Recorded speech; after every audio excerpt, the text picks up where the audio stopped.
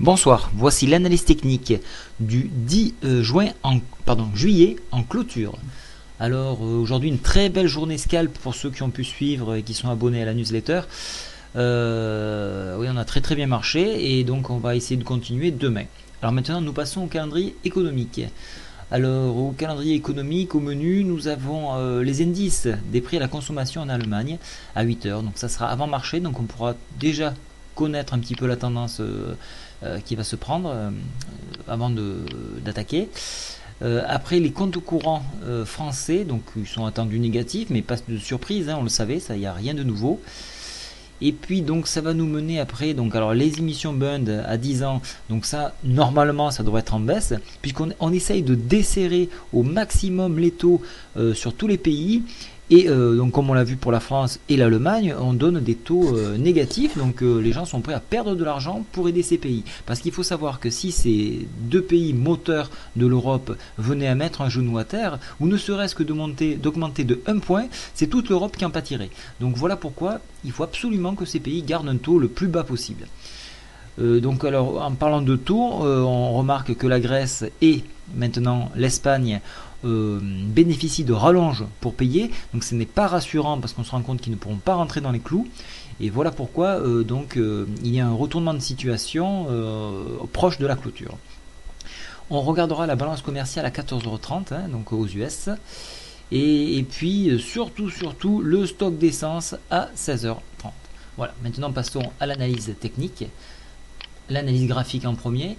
Donc on voit on a bien eu l'indécision à poursuivre le mouvement baissier, donc nous sommes un petit peu repartis.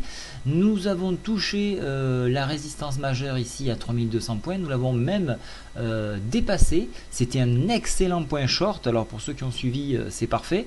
Et bien sûr inévitablement le cours est retombé bien plus bas, donc à clôturer à 3175 environ.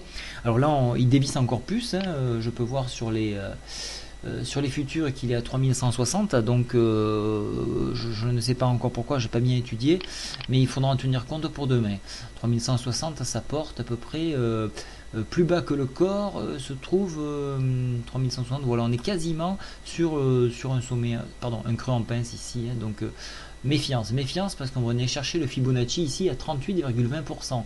Donc c'est d'ailleurs pour ceux qu'il faudra jouer pour les baissiers, donc chercher le Fibonacci à 38,20, c'est-à-dire 3148 points, et venir chercher bien évidemment le support ici tout maigre, tout fin à 3127 qui correspond à la MM20. Voilà, ça ce sera pour les baissiers. Pour les haussiers, on cherchera à reconquérir dans un premier temps là le corps ici de la journée, 3174, et puis toujours pareil, essayer de se hisser jusqu'à 3200 points. C'est très délicat parce qu'il y a très peu de lignes de tendance, donc il y en a une petite ici à 3192, mais il y a une grosse marge, et c'est un peu le problème, c'est qu'il faut vraiment une très bonne nouvelle pour y aller.